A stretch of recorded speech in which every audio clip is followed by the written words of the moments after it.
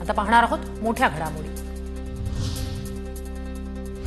संयुक्त महाराष्ट्राचा लढा आम्ही पाहिलाय। आता मराठी माणसांवर अन्याय होत असताना आम्ही भाऊ भांडत बसायचं का?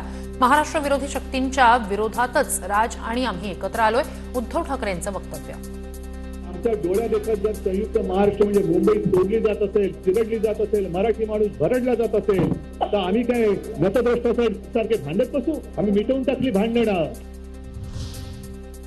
विधानसभेत बोलताना आशिष शेलारांचा ठाकरे बंधूंना टोला। सिनेमातून राजकीय नेत्यांची प्रतिमा मलिन करण्याच्या मुद्द्यावर बोलताना कोणता झेंडा घेऊ हाती हा सिनेमा आला।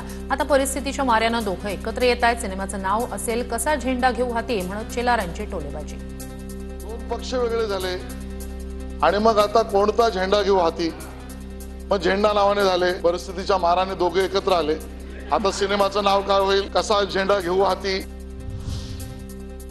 पक्षातल्या कुणीही माध्यमांशी संवाद साधू नका, मला विचारल्याशिवाय माध्यमांशी संवाद नको। 2 दिवसात राज ठाकरेंचा दुसऱ्यांदा आदेश। राज ठाकरेंचा निर्णय चांगला। माध्यमांची परवानगीशिवाय न बोलण्याबाबत राज ठाकरेंनी मनसैनिकांना दिलेल्या आदेशानंतर उद्धव ठाकरेंची प्रतिक्रिया। ठाकरे यांनी सांगितलं की माझ्या परवानगीशिवाय युतीबद्दल कुणी बोलता कामा नये। संभ्रमाचं वातावरण झालं मेळाव्यानंतर ज्या पद्धतीने राज ठाकरे यांनी चांगलं ना, त्याच्यात काय ते बोलतील ना त्याच्याबद्दल। महाराष्ट्राप्रमाणे बिहारमध्ये मतदानाची चोरी करण्याचे प्रयत्न। विरोधी पक्षनेते राहुल गांधींचा आरोप। बिहारमधील मतदार याद्यांमध्ये फेरफार झाल्याचा दावा। लोकसभा में और विधानसभा में 1 करोड़ नए वोटर शामिल हुए। जो नए वोट आए वो सारे के सारे बीजेपी को गए। वायनाडमध्ये जिंकला तेव्हा मतांची चोरी आठवली नाही। कपोलकल्पित आरोप करू नये। राहुल गांधींच्या आरोपांवर सुधीर मुनगंटीवारांचा पलटवार। मोठ्या प्रमाणावर यंत्रणा जागेल आणि तुम्ही त्यांच्यावर शंका घेता, या देशाच्या जनतेवर शंका घेता, या देशाला तुम्ही बैमान समजता। अधिकारी सामान्य मतदारांचा अपमान करणारे घटना होत आहे।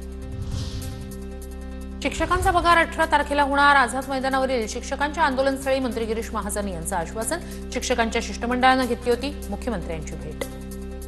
2-3 दिवसांमध्ये सगळ्या टेक्निकल बाजू समजून घेऊन या येत्या 18 तारखेला अधिवेशन संपेल त्यावेळेला तुमच्या खात्यामध्ये हा पगार पडलेला राहील।